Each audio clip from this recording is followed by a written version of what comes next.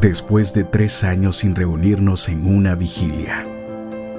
Es el momento que busquemos y adoremos al Señor con acción de gracias. Unidos en la primera vigilia general del 2023, viernes 20 de enero, 9 p.m., en el Auditorio de Misión Cristiana Elim San Salvador, Final Colonia Santa Lucía, calle Almatazano.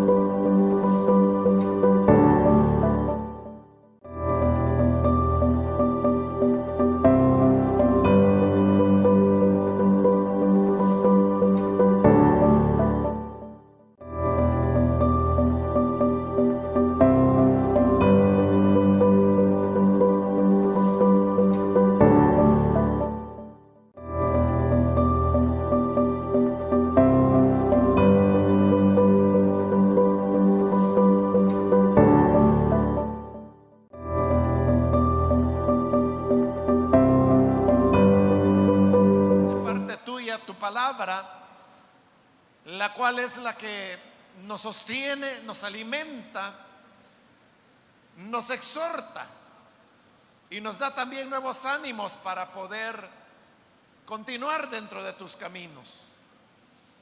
Bendice, Padre, a cada uno de los que estamos aquí reunidos, a los que escuchan a través de los medios de comunicación, para que tu palabra llegue y haga la obra para la cual tú le envías.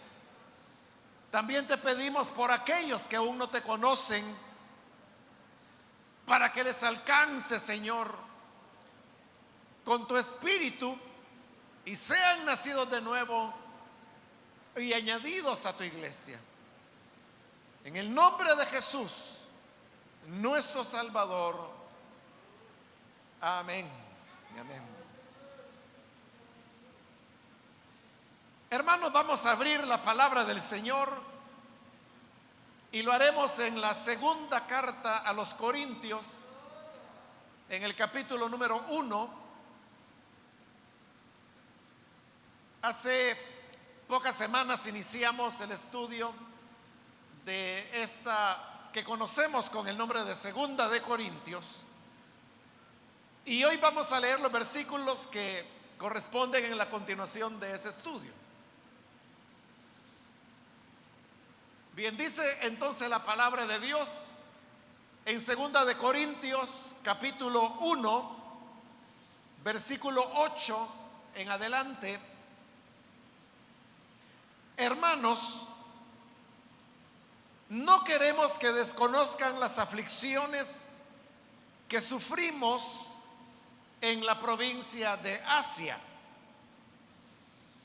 Estábamos tan agobiados bajo tanta presión que hasta perdimos la esperanza de salir con vida. Nos sentíamos como sentenciados a muerte. Pero eso sucedió para que no confiáramos en nosotros mismos, sino en Dios, que resucita a los muertos. Él nos libró y nos librará de tal peligro de muerte. En Él tenemos puesta nuestra esperanza y Él seguirá librándonos. Mientras tanto, ustedes nos ayudan orando por nosotros. Así muchos darán gracias a Dios por nosotros a causa del don que se nos ha concedido en respuesta a tantas oraciones. Amén. Hasta ahí dejamos la lectura. Hermanos, pueden tomar sus asientos, por favor.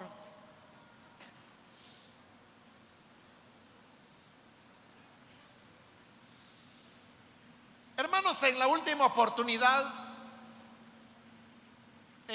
cubrimos los primeros versículos de este capítulo 1 de esta carta, y recordará que el tema que Pablo está desarrollando era el del sufrimiento y el consuelo. Él decía que de la misma manera que en Cristo abunda los sufrimientos, también abundan las consolaciones. Y esto, decía, es beneficioso porque con la consolación con que nosotros somos consolados, podemos también consolar a otros que están atravesando situaciones similares. De tal manera que esa relación entre sufrimiento y consuelo es algo que nos favorece a todos, nos beneficia a todos, al que sufre como al que es consolado. Y tanto en el sufrir como en el ser consolados, tenemos enseñanzas que aprendemos y que podemos aplicar a las situaciones que las personas atraviesan. Ahora, a partir de este versículo 8, donde hemos iniciado la lectura, Pablo va a poner un ejemplo de esas aflicciones y sufrimientos que él, como ministro del Evangelio, había enfrentado, y la manera como había operado el consuelo de Dios en esa situación particular. Como lo dijimos también, hermanos, la semana anterior y antes de ella, aquí nos encontramos en lo que es Corintios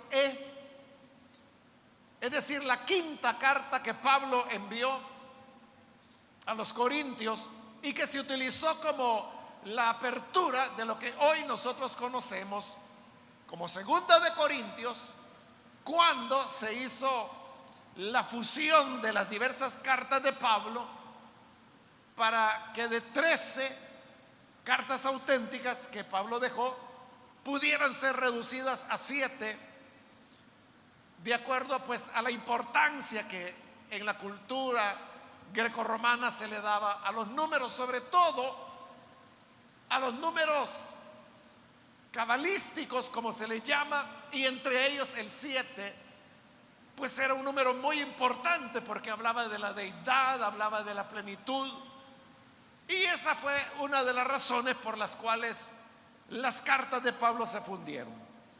Ahora, también ya había dicho que se escogió la quinta carta de Pablo a los Corintios, o sea, Corintios como introducción e inicio de Segunda de Corintios, porque esta es una carta conciliadora, no como las que vamos a encontrar más adelante, donde veremos a Pablo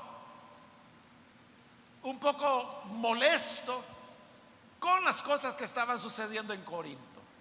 Precisamente porque esta es una carta conciliadora, usted puede ver en el versículo 8 cómo comienza, cuando introduce la expresión hermanos. Entonces, hermanos es una expresión de afecto, de cariño, de hermandad. Dos personas pueden estar discutiendo, pero si una de esas personas le dice al otro hermano, al introducir esa expresión, está rebajando, diríamos, el tono que la discusión ha tenido, y eso lo hace ser, la traslada a un plano de más moderación, de más comprensión, de más respeto. Y eso exactamente es lo que Pablo está haciendo hoy. Entonces se refiere a ellos como hermanos para poder bajar aún más el tono, y también porque Pablo a continuación lo que hará es contarles una experiencia personal, que él no la está contando con el objeto de provocar lástima hacia él, sino que solamente él lo que quiere es ilustrar lo que ha dicho en los versículos anteriores. Y lo que él ha dicho es lo que ya resumí, que así como en Cristo abundan los sufrimientos, también abundan las consolaciones. Entonces él va a contar de un sufrimiento que tuvo, y para eso obviamente tiene que bajar los ánimos, y es lo que está haciendo cuando utiliza como introducción la expresión hermanos. Pero luego continúa diciendo: no queremos que desconozcan las aflicciones que sufrimos en la provincia de Asia. Cuando habla de la provincia de Asia, no se está refiriendo a lo que hoy nosotros conocemos como el continente asiático, ¿verdad? Como Asia, o sea, no tiene nada que ver. Asia era el nombre que recibía una provincia romana que estaba ubicada en lo que actualmente es Turquía. Entonces, usted sabe que Turquía, algunos han dicho que es como un puente que une a Europa con lo que ya es Asia.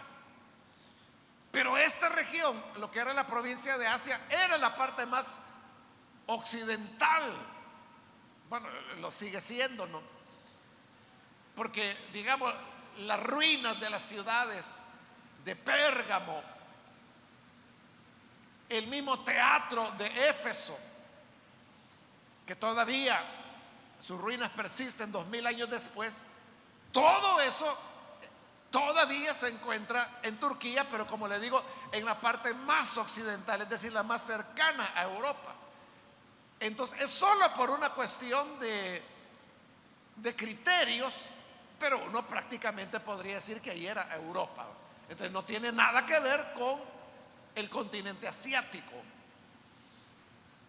En Asia es donde se encontraba la ciudad de Éfeso. Éfeso era lo que en nuestro país llamamos una cabecera departamental. Entonces Éfeso era la cabecera de la provincia de Asia, es decir, la ciudad más importante, y donde se encontraba la administración gubernamental de esa provincia, que todo pertenecía al Imperio Romano. Es decir que cuando Pablo habla de las aflicciones y sufrimientos que le habían sobrevenido en Asia, es muy probable, o sea, no hay manera de poderlo asegurar, porque él lo que dice es lo que ahí podemos leer, que no queremos que desconozcan las aflicciones que sufrimos en la provincia de Asia. Entonces, esto pudo haber ocurrido en cualquier punto, en cualquiera de las ciudades que la provincia de Asia tenía. Pero es muy probable que haya sucedido ese hecho en Éfeso, porque ahí es donde Pablo moraba y donde se detuvo por un poco más de 3 años, que fue la estadía más prolongada que Pablo tuvo en toda su vida ministerial. ¿A qué se refiere Pablo cuando habla de las aflicciones que sufrimos en la provincia de Asia? No habían sido aflicciones cualquiera, porque enseguida añade: estábamos tan agobiados, bajo tanta presión, que hasta perdimos la esperanza de salir con vida. Entonces no era una aflicción como cualquiera otra de las aflicciones que Pablo había enfrentado en otros lugares, sino que está hablando de una aflicción donde él dice: hermano, nosotros ya habíamos perdido la esperanza, creímos que nos íbamos a morir, que no saldríamos con vida de esa situación. Entonces, ¿a qué se está refiriendo Pablo? ¿De cuál aflicción está hablando? No se sabe, porque Pablo no dice cuál era. Simplemente menciona una aflicción. ¿Y sabe por qué él no dice, no describe exactamente qué fue lo que pasó? Porque realmente él no está contando una anécdota. Recuerden lo que dijimos hace un momento. Él lo que está haciendo es que está presentando una ilustración, un ejemplo de la verdad que ha establecido, que donde abundan las aflicciones de Cristo, abundan también las consolaciones.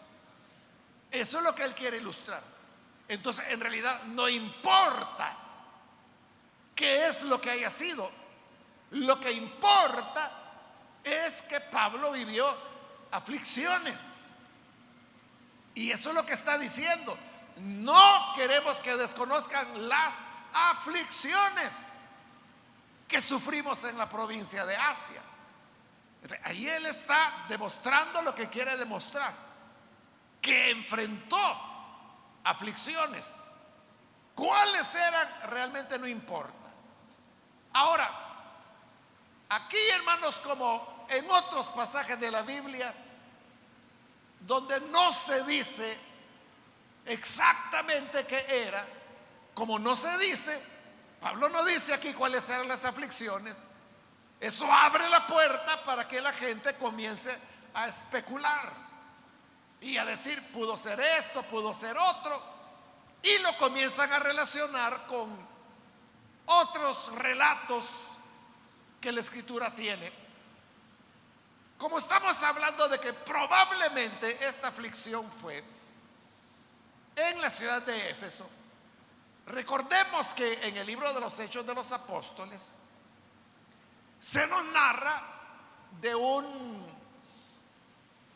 alboroto, digamos, que se levantó en la ciudad de Éfeso, porque los que distribuían la plata para que los artesanos que hacían figuritas del templo de Diana las pudieran fabricar con plata y luego las vendían como recuerdos, como souvenir turísticos, porque mucha gente iba a Éfeso por conocer el templo de Diana, catalogado como una de las maravillas del mundo antiguo. Era un templo impresionante. Entonces la gente llegaba atraída por ese deseo de querer conocerlo. Y así como hoy la gente, hermano, va ¿a dónde, hermano? A París, por ejemplo, y quieren conocer la Torre Eiffel. Entonces la conocen porque es un ícono, digamos, del turismo mundial. Y a la gente, pues cuando ya se va, ya vio lo que tiene que ver. Ahí hay un montón de tiendecitas, ¿verdad? De souvenir, donde venden pequeñitas torrecitas Eiffel o postales, fotos, recuerdos, tazas, toallas, o sea, todo lo que la gente puede imaginar con la figura de la Torre Eiffel. Entonces la gente viene y compra esos recuerdos y luego cuando regresa a su país lo reparte entre sus amigos, sus familiares. Lo mismo era, hermanos, hace 2000 años. La gente iba a Éfeso por conocer el templo de Diana y entonces compraban las pequeñas figuritas, las pequeñas réplicas que los artesanos hacían. Pero como Pablo había llegado predicando que no eran dioses los que se hacían con las manos, entonces lo que ocurrió es que se produjeron tantas conversiones en Éfeso que la venta de esos souvenirs comenzó a caer, comenzó a bajar. Es decir, que llegó a ser significativa la cantidad de personas que compraban los souvenirs, porque Pablo les enseñaba que esos no eran dioses, que todo lo que se hacía con las manos humanas, eso no podía ser Dios. Por lo tanto, los templecillos de Diana no tenían nada, ningún poder sobrenatural.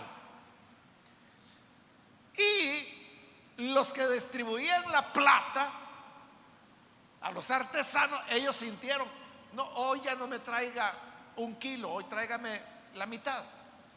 Otro le decía: mire, esta semana no le voy a comprar, hasta la otra. Ellos comenzaron a ver, bueno, ¿y qué pasó?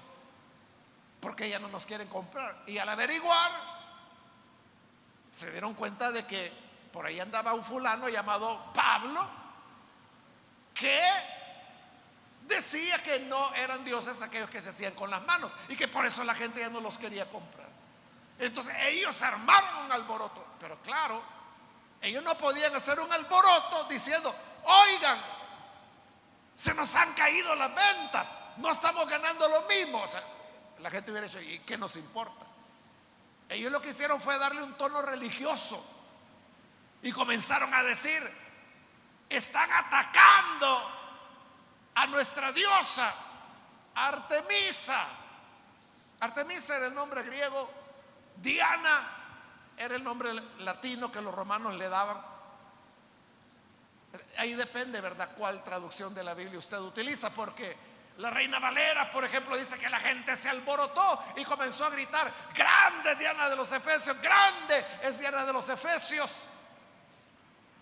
Pero si usted lee una traducción que se basa en el griego, entonces Diana no es griego, es latín, como ya le expliqué. Entonces diría: grandes Artemisa de los Efesios, grandes Artemisa de los Efesios. Entonces dice que se armó tal desorden que incluso el gobernador tuvo que intervenir para decir: oigan, ¿qué es todo este alboroto que se ha levantado? Si vienen los romanos, ¿cómo les vamos a explicar que todo este desorden es por nada? Ahí están los jueces. Si alguien tiene demandas, vaya, presente su recurso legal y ahí los tribunales van a resolver. Pero no hay razón para que estén aquí gritando, así que váyanse a sus casas. Y así fue que se acabó. Entonces muchos han dicho que ese alboroto fue la aflicción a la cual Pablo aquí se está refiriendo. Pero, hermanos, si usted lee ese relato, de hecho, se va a dar cuenta de que Pablo ni siquiera apareció en ese desorden. Él nunca estuvo en peligro, como para que hoy dijera que estuvo bajo peligro de muerte. Aún así, hay personas que dicen: esa fue la aflicción.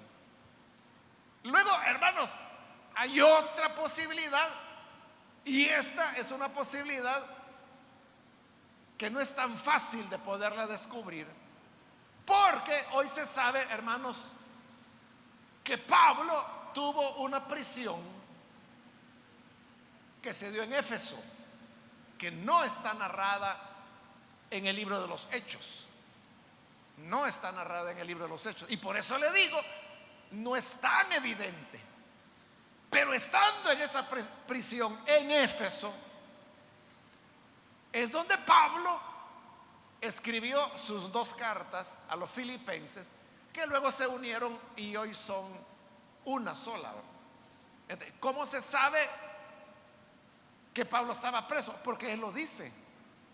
Él dice en su carta a los filipenses que estaba preso, y estaba preso en Éfeso.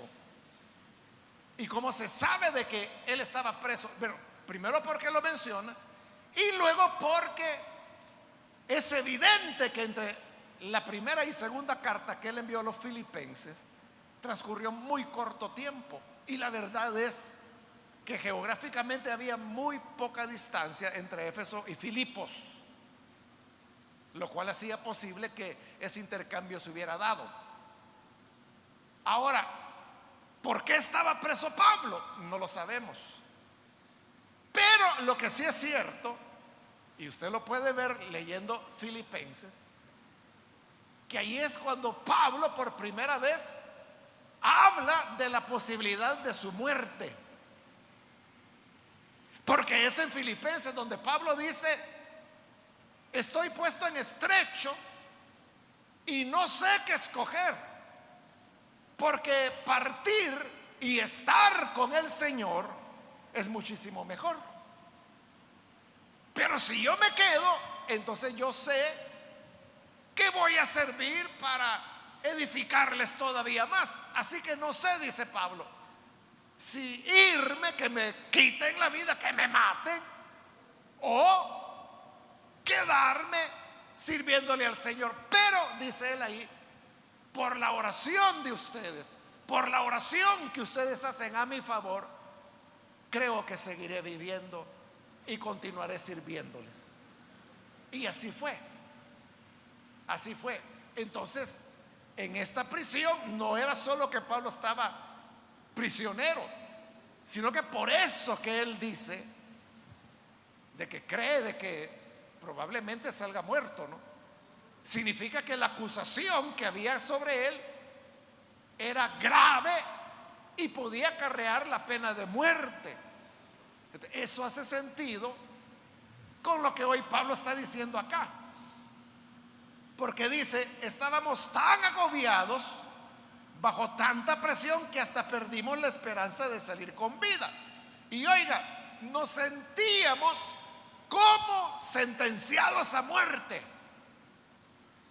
Es decir, no llegó el punto en que hubiera una resolución de un juez que dijera: queda condenado a muerte. O sea, no fue condenado, no fue sentenciado a muerte. Pero dice Pablo: me sentía como sentenciado a muerte. Ya sentía que me caía, ya sentía que me iban a matar. Entonces usted ve que eso hace juego con lo que Pablo dice en lo que hoy nosotros conocemos como la carta a los filipenses. Entonces esa sería como la mejor explicación, pero no hay manera de poder asegurar que eso era. Usted puede ver, hay muchas coincidencias, ¿no? Son como piezas de un rompecabezas que casan muy bien, pero aún así uno no puede decir eso es lo que pasaba, porque Pablo no lo dice. Y también por lo que ya le expliqué, que a Pablo no le interesa en realidad lo que ocurrió, por eso es que no lo cuenta. Lo que le interesa es ilustrar la aflicción que él vivió, que no fue una aflicción cualquiera. Entonces dice de nuevo el versículo 8: hermanos, no queremos que desconozcan las aflicciones que sufrimos en la provincia de Asia. Estábamos tan agobiados, bajo tanta presión, que hasta perdimos la esperanza de salir con vida. Entonces, la situación, la aflicción que Pablo vivía era tal que dice que él se sentía bajo una gran presión. Estábamos muy abrumados. Entonces note, esas son las aflicciones en Cristo. Por eso es que yo le decía el otro día que cuando Pablo habla aquí de sufrimientos en Cristo, el sufrimiento no era de que es que fíjese que me duele la cabeza, es que viera qué dolor de espalda el que me da, es que fíjese que mi suegra no me quiere. No, hermano, no era nada de eso. sino que eran aflicciones en Cristo, la llama él. Es decir, aquellas aflicciones que venían por el hecho de ser un creyente. Y eso es lo que lo había llevado a esta aflicción, que lo hacía sentir muy abrumado, al punto, dice, que perdimos la esperanza de salir con vida. Creímos que de esta ya no nos salvábamos. Entonces no está hablando de una aflicción cualquiera, sino que está hablando de una aflicción por causa de Cristo, pero que lo ha llevado ahora a un punto de poder perder la vida, a un punto casi de muerte, a un punto, como lo dice en el siguiente versículo, de sentirse sentenciado a muerte. Pero entonces vea, es una aflicción extrema. Y como Pablo está diciendo, de que así como abundan las aflicciones en Cristo, abundan las consolaciones. Entonces, si esta fue una aflicción extrema, entonces igual la consolación que él experimentaría también sería extrema. Entonces dice, habíamos perdido la esperanza de salir con vida. Y usted sabe que cuando una persona pierde la esperanza de salir con vida es porque de verdad la cosa es grave, ¿verdad? La misma gente lo dice, que lo último que se pierde es la esperanza, dice. Y cuando ya la esperanza se perdió, que era el caso de Pablo, la aflicción era tal que él perdió la esperanza y digo, no, hasta aquí llegó mi vida. Gracias, Señor, por lo que has hecho conmigo, gracias por haberme permitido conocerte, pero hasta aquí llegó mi vida. Era grave la situación. Y dice el versículo 9, nos sentíamos como sentenciados a muerte. Pero ahora va a hablar de la consolación. Eso sucedió para que no confiáramos en nosotros mismos, sino en Dios, porque Dios resucita a los muertos. Entonces vea, nosotros, hermanos, podemos afrontar diversas aflicciones por causa de Cristo, pero de aflicción a aflicción hay de todo, ¿verdad? Hay aflicciones que son más llevaderas, hay aflicciones que está dentro de la posibilidad humana el poder buscar una salida. Piense, por ejemplo, en alguien que por causa del evangelio lo echaron de su trabajo.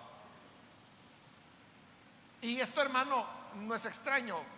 Aquí casi estoy seguro que hay más de algún hermano o hermana que lo echaron del trabajo por ser creyente, porque sabían que no iba a mentir, sabían que no iba a encubrir a los que están robando dentro de la fábrica, entonces los echaron. O porque no participaban de las fiestas, del trago y todas esas cosas. No, vos sos muy aburrido, andate con tus aleluyas. Y lo echaron y contrataron a un bolo mejor. Pero ¿qué sucede cuando una persona se queda sin empleo por causa de Cristo? Puede encontrar otro. ¿Y cómo encuentra otro? Bueno, comienza contándole a los hermanos de la iglesia: fíjese que me despidieron. ¿Y por qué, hermano? Pues porque ahí me dijeron de que robáramos no sé qué y que a mí me iba a tocar un 25%, pero yo les dije que no, que yo no iba a participar de eso. Y entonces yo me convertí en un estorbo y me echaron.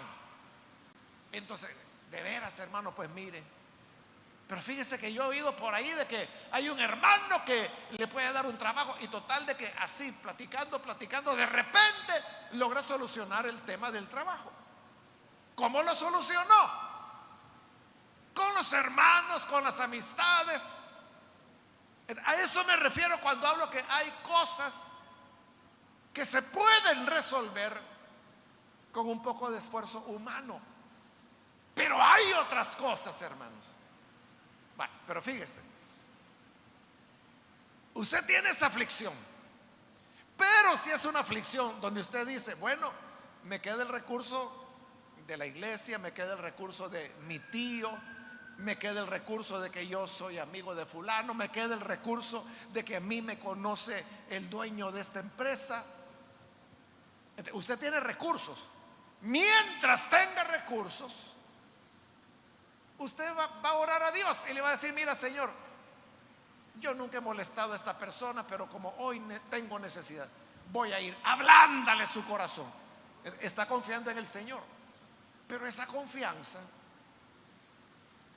es para que toque el corazón del empresario al cual usted va a ir a tocar la puerta. Pero como le digo, las aflicciones cada vez pueden ir siendo más y más y más difíciles, y en la medida que son más grandes, cada vez menos los seres humanos pueden resolverlas.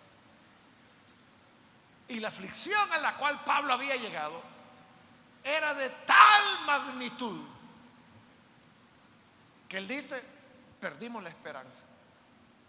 Un hombre de tanta fe como era Pablo, un hombre que tenía una mentalidad tan positiva como era Pablo, para que él dijera, perdimos la esperanza de salir con vida, es porque era grave la cuestión. Ahora yo le pregunto, en el tema de la muerte, ¿quién nos puede ayudar?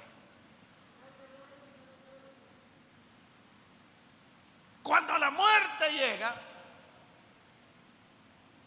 ¿a quién podemos acudir?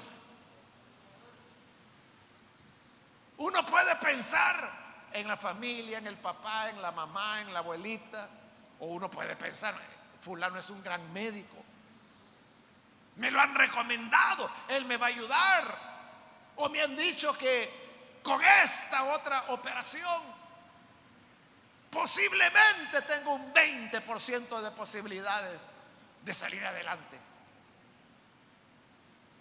Pero cuando ya se llega a la muerte, ¿quién le va a ayudar? Entonces las posibilidades humanas, como le digo, se van reduciendo en la medida que la aflicción es mayor. Y la aflicción más grande que se puede vivir es enfrentar la muerte. Cuando se llegó a la muerte, la única salida es lo que Pablo está diciendo ahí en el versículo 9. Esto sucedió para que no confiásemos en nosotros mismos, es decir, que no confiaran en recursos humanos, sino, dice, en Dios, que resucita a los muertos. Porque aparte de Dios, ¿quién puede, hermano, resucitar o dar vida a un muerto? Fuera de Dios, ¿quién lo puede hacer? Entonces note, es una aflicción que llegó a un extremo donde solo hay una opción ya, y es confiar en Dios. Confiar en Dios, igual, hermanos, que lo hizo Abraham cuando el Señor le pidió que sacrificara a su hijo Isaac. Eso era una contradicción, porque Dios le había dicho años antes, cuando el niño nació, le dijo, mira, en él yo voy a cumplir la promesa de que serás padre de multitudes. Y cuando Isaac llega, se cree que andaba ahí por los 12, 13 años, Dios le dice, mira, ofrécemelo en sacrificio. Isaac, hermano, era un niño, no tenía descendencia, ni pensaba en casarse. Isaac se casó a los 40 años de edad, que ahí estaba verde todavía el de ni siquiera pensar en eso. Y Dios le está diciendo que lo sacrifique. Entonces, ¿cómo se compaginaban las dos palabras? La promesa que Dios le había dado a Abraham, en él tú serás padre de multitudes, y ahora ese Dios le está diciendo, quítale la vida. Entonces dijo Abraham, si lo mato, ¿cómo se va a cumplir la promesa? ¿Cómo un muerto va a generar una descendencia innumerable para mí. ¿Cómo? Ah, dijo Abraham, ya sé qué es lo que Dios está haciendo. Yo voy a matar a mi hijo, lo voy a ofrecer en sacrificio como él me ha dicho, pero cuando ya esté muerto, el Señor lo va a resucitar. Y al resucitar, ahí es cuando se va a cumplir la promesa de que él tendrá muchos hijos como lo ha prometido. Esto no lo estoy inventando yo, hermano, eso está en Hebreos capítulo 11, cuando dice ahí la escritura que Abraham no negó sacrificar a su hijo porque él creía que Dios es poderoso para resucitarlo de los muertos. Ahí está diciendo que eso es lo que Abraham pensaba. O sea, no era ese el plan de Dios, ¿no? El plan de Dios es lo que fue, ¿verdad? Que era cuando ya él estaba a punto de sacrificar a su hijo, el Señor envió un ángel que le dijo: Abraham, detente, no le hagas daño al muchacho, porque ya veo que tú amas a Dios. Ahí es donde Dios quería llegar. Y le mostró que ahí en un arbusto había un carnero que estaba enredado. Entonces Abraham fue, lo tomó y lo sacrificó en lugar de su hijo. Y por eso es que se comenzó a decir: en el monte de Dios será provisto. Y como 2450 años después, en el monte de Dios fue provisto el cordero para el sacrificio, que es el Señor Jesús. Entonces, de igual manera, en esta aflicción, Pablo, ante el hecho de una muerte, porque él dice: estábamos sentenciados a muerte. ¿Cómo sentenciados a muerte? Ya había perdido la esperanza de salir con vida. Entonces, cuando uno pierde toda esperanza, solo queda Dios, porque de la muerte solo Él nos puede sacar, solo Él nos puede resucitar. Entonces, mire cómo está funcionando la aflicción y el consuelo que ahora está generando. Pablo nunca hubiera llegado a desarrollar una fe en Dios tan absoluta como la convicción de que Él me va a resucitar, si no es porque lo hubieran sometido a una aflicción de muerte como la que vivió. Y es lo que Pablo ha dicho anteriormente: cuando abundan las aflicciones, abunda la consolación. Es decir, hermanos, mientras mayores sean las aflicciones que enfrentemos, no por ser hablador, no por andar de chismoso, sino que por la causa de Cristo, mayores serán las consolaciones del Señor. Conoceremos a Dios en una dimensión que no podríamos conocerla sino solamente cuando se vive ese tipo de aflicción. Ahora, si usted no quiere aflicciones graves, porque las aflicciones por Cristo se pueden evitar. Las aflicciones por el reumatismo no, porque esa es una cuestión fisiológica, no depende que si usted quiere o no quiere. Pero las aflicciones por Cristo sí se pueden evitar, simplemente negando al Señor, o simplemente callando la verdad que usted tiene que hablar. No quiere hablarla, no la habla, nadie lo molesta, ahí lo dejan tranquilo, le evitó. Entonces, las aflicciones de Cristo son aquellas que se viven porque uno ha decidido ser fiel al Señor. Por eso son los sufrimientos por causa de Cristo, dice Pablo. De cuando se viven esas aflicciones, mientras más agudas son,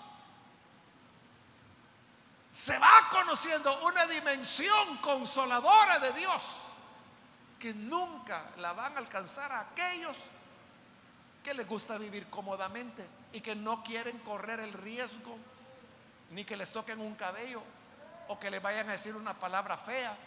O sea, no quieren incomodarse. Entonces, olvídate, nunca vas a experimentar la dimensión de la consolación de Dios en toda su plenitud. Porque la máxima consolación de Dios se experimenta solo cuando has hasta ya perdido la esperanza de vida, cuando ya no te queda otra esperanza más que la certeza de que Dios puede resucitar a los muertos. Ahí depende de cada uno de nosotros. ¿Hasta dónde quieres? ¿Hasta qué nivel quieres experimentar la consolación de Dios?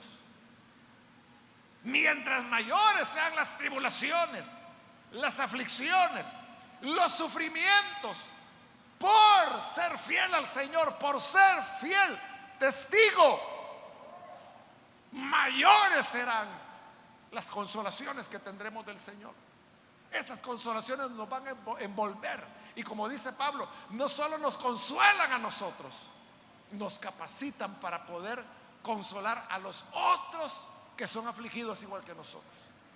Como yo ya pasé por allí y yo ya recibí el consejo de Dios, entonces yo puedo decir: hermano, hermana, siga adelante, no tenga temor. Aunque digan lo que digan de usted, usted siga adelante, siga orando por los que lo persiguen, siga bendiciendo a quienes lo maldicen, siga haciendo bien a los que le hacen mal. No se deje vencer por el mal, más bien venza al mal haciendo el bien. Pero ¿por qué lo consuelo de esa manera? Porque yo ya pasé por ahí. Eso es lo que Pablo está diciendo.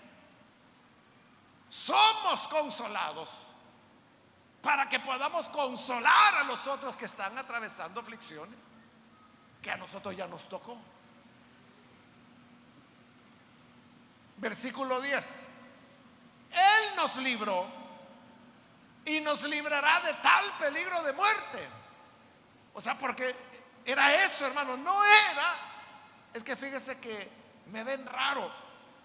Es que fíjese que yo veo que en la iglesia ya ni me saludan, como que si yo soy transparente, que la gente ni me ve. No era eso, hermano.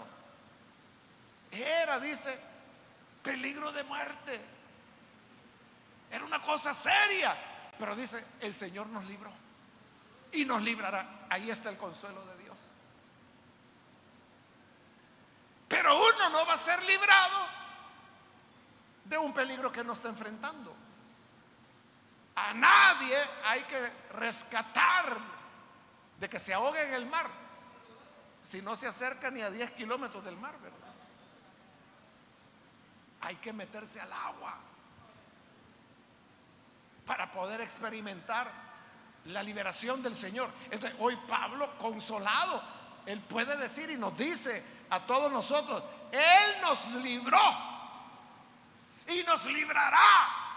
Si el Señor libró a Pablo de una sentencia de muerte, de un peligro de muerte, ¿cuánto más no nos va a ayudar a nosotros, aunque estemos en el mismo peligro, en el mismo riesgo, la misma aflicción? Pero no importará, porque ya libró a Pablo y él dice: nos libró y nos librará. En él tenemos puesta nuestra esperanza y él seguirá librándonos. Ahí está la consolación de Dios. En él tenemos puesta la esperanza, porque es el que nunca nos dejó, el que no nos olvidó, el que no dio la espalda, sino que nos dio la esperanza y continuará librándonos siempre. Nuestro Dios nos librará de todas aquellas aflicciones que tengamos que enfrentar por causa de su obra, por causa de su evangelio, por causa de ser creyente, por causa de decir la verdad. Ellos son los que van a enfrentar las aflicciones por causa de Cristo. Otros van a afrontar las aflicciones porque la vida está cara, porque la mujer le salió brava, se precipitó a casarse, no lo pensó mucho, está sufriendo otro tipo de cosas. Pero aquí se está hablando de las aflicciones por causa de Cristo. En esas aflicciones, dice, nuestra esperanza está en el Señor, que Él seguirá librándonos y vendrán más cosas. Y de hecho, hermano, para Pablo vinieron muchas más cosas. Bueno, en el mismo libro de los Hechos, Pablo sale de Éfeso, va a la región de Macedonia y luego él va de regreso hacia Jerusalén. Pero dice que no quiso pasar por Éfeso. Algunos allí han visto de que probablemente Pablo temía algún tipo de peligro y por eso prefirió pasar de largo, no se detuvo en Éfeso.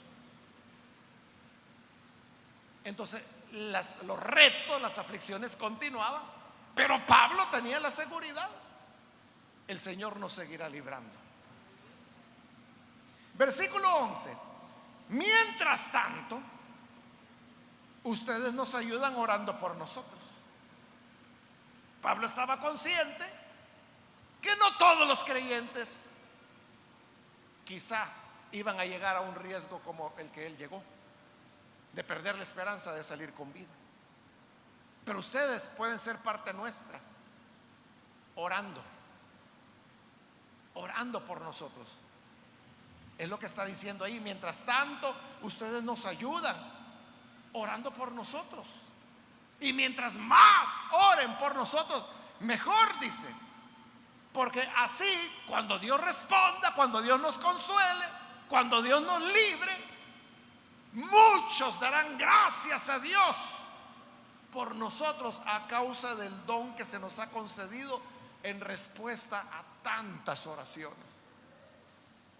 Entonces, si eran 1000, digamos, los que estaban orando por la liberación de Pablo, cuando el Señor lo liberaba, eran 1000 los que daban gracias a Dios y bendecían al Señor por su liberación.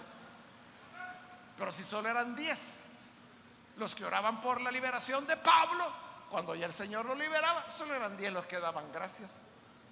Ahí es donde Pablo ve la importancia, que mientras más haya, mejor. Mientras más oran, más serán los que darán acciones de gracias, porque el Señor es fiel y nos librará.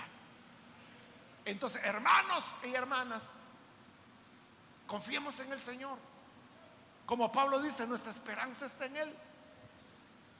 Tengamos la esperanza puesta en el Señor, que si abundan las aflicciones, abundarán también las consolaciones. Que el Señor nos libró y nos librará y nos seguirá librando, decía Pablo. Entonces, no tengamos temor, seamos fieles al Señor, no renunciemos a ser testigos de Jesús, no traicionemos el llamado que el Señor nos ha dado para ser fieles testigos de su verdad, de su palabra, de su evangelio. Y si usted dice, hermano, es que hoy eso está peligroso, ¿tú qué quieres entonces? ¿Ser fiel al Señor o ser fiel a tus temores? A salvar tu pellejo a costa de traicionar el llamado que el Señor te ha dado. ¿Qué quieres? Pero por eso estoy diciendo, el llamado es a ser firmes, a creerle al Señor, a tener esperanza en Él, que Él nos va a librar. Ya podrán, hermano, venir 10,000 demonios a decir lo que quieran decir, pero más fuerte es el Señor, que nos dará la victoria y nos sacará adelante. La Biblia dice, muchas son las aflicciones del justo, por ser justo, pero de todas ellas lo librará el Señor. Así como abundan las aflicciones por causa de Cristo, abundarán también las consolaciones. Así que adelante, hermanos, no desmayemos, no tengamos temor, no temblemos. Que tiemble, hermanos, Satanás, el reino de las tinieblas, el reino y el imperio de la mentira, que tiemblen ellos. Pero la luz del Señor siempre va a resplandecer y la verdad siempre será triunfante. Siempre, no hay manera de poderla detener. Vamos a cerrar nuestros ojos y vamos a orar al Señor. Pero antes de hacer la oración, yo quiero invitar aquellos amigos o amigas que todavía no han recibido al Señor Jesús como su Salvador. Pero si usted ha escuchado hoy la palabra y se da cuenta de la importancia de creer en el Señor y creer aún en aquellas situaciones extremas de gran aflicción, si aún usted ha perdido la esperanza de salir con vida, Cristo puede librarlo, como libró a Pablo, como libró al hijo de Abraham y como ha librado a otros muchos que pusieron su esperanza en el Señor. Por eso yo invito, si hay alguna persona, algún amigo o amiga que por primera vez necesita recibir al Señor Jesús, por favor, donde está, póngase en pie en señal de que usted necesita recibir a Jesús, y vamos a orar por usted. Cualquier amigo, amiga que ha oído la palabra del Señor y cree que el Señor puede librarnos de las aflicciones, póngase en pie. Queremos orar por usted. Hoy es un buen día para hacerlo. Cualquier amigo, amiga que necesita recibir al Hijo de Dios puede ponerse en pie y vamos a orar. ¿Hay alguna persona que lo hace? ¿Algún amigo, amiga? Venga a Cristo, venga a este Dios de toda consolación, como lo llama Pablo. Es el Dios que nos va a consolar en nuestras aflicciones, incluso en los peligros de muerte. ¿Quiere recibir al Señor? Póngase en pie y vamos a orar por usted. Muy bien, aquí hay una persona, que Dios lo bendiga. Alguien más que necesita venir a Jesús, puede ponerse en pie también en este momento. Queremos orar por usted. ¿Hay alguien más que necesita venir? Acérquese, venga Jesús. También quiero invitar, si hay hermanos o hermanas que se han alejado del Señor pero necesita reconciliarse, hoy también puede ponerse en pie y vamos a orar por usted. ¿Hay alguien más? ¿Algún hermano, hermana que se alejó pero hoy necesita reconciliarse? Póngase en pie también y vamos a orar por usted.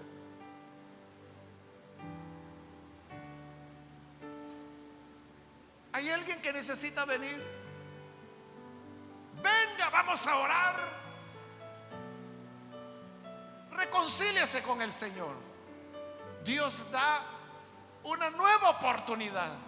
Hoy le abre la puerta y le dice: hijo, hija, yo sé que fallaste, pero ven ahora, arreglemos este asunto, estemos a cuentas. Yo voy a limpiarte, voy a perdonarte. ¿Quiere recibir ese perdón? Póngase en pie. Reconcíliese con el Señor. Venga hoy. O si hay otra persona que es primera vez que recibe al Hijo de Dios, póngase en pie también. Si usted está en la parte de arriba, también puede ponerse en pie. En cualquier lugar que esté ubicado en este auditorio, necesita recibir a Jesús por primera vez o necesita reconciliarse, póngase en pie. Hágalo hoy y oraremos por usted. Voy a terminar este llamado y hago ya la última llamada. Si hay alguien que necesita venir a Jesús por primera vez o necesita reconciliarse, póngase en pie. Esta es ya la última invitación. Aprovéchela, no la deje escapar. Póngase en pie y vamos a orar.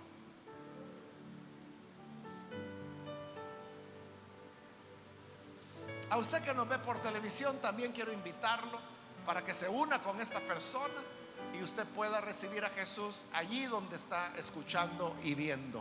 Ore con nosotros. Señor, gracias te damos porque tu palabra siempre nos sacia, tu palabra siempre nos llena.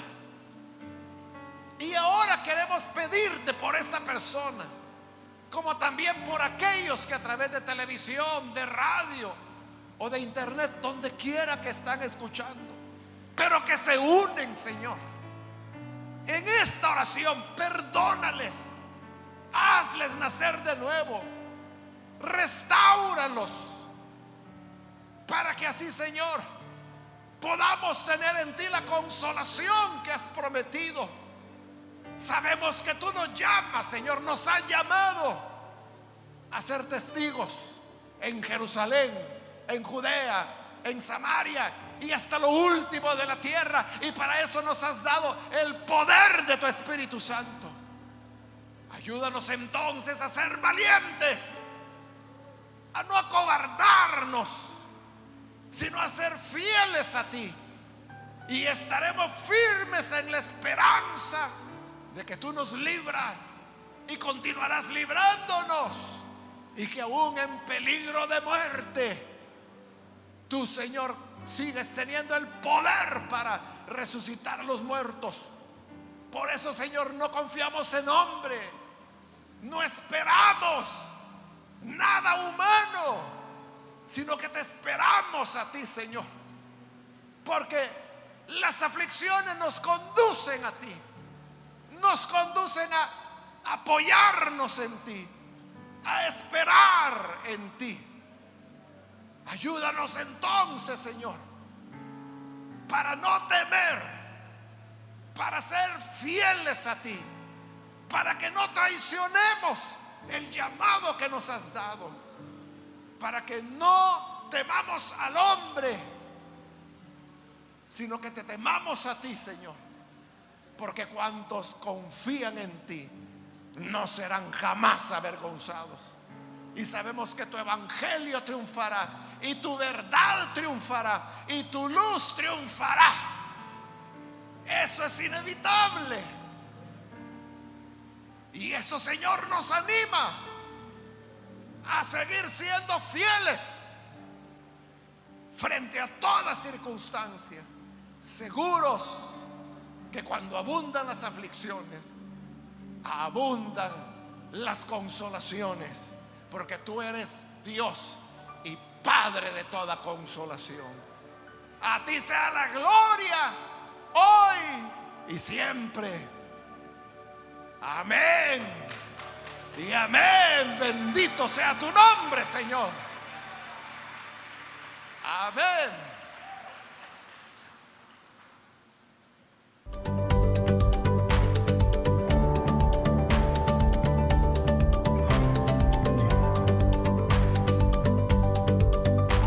Si usted ha aceptado a Jesús como su Salvador, llámenos al 2294-9596 y oraremos por usted.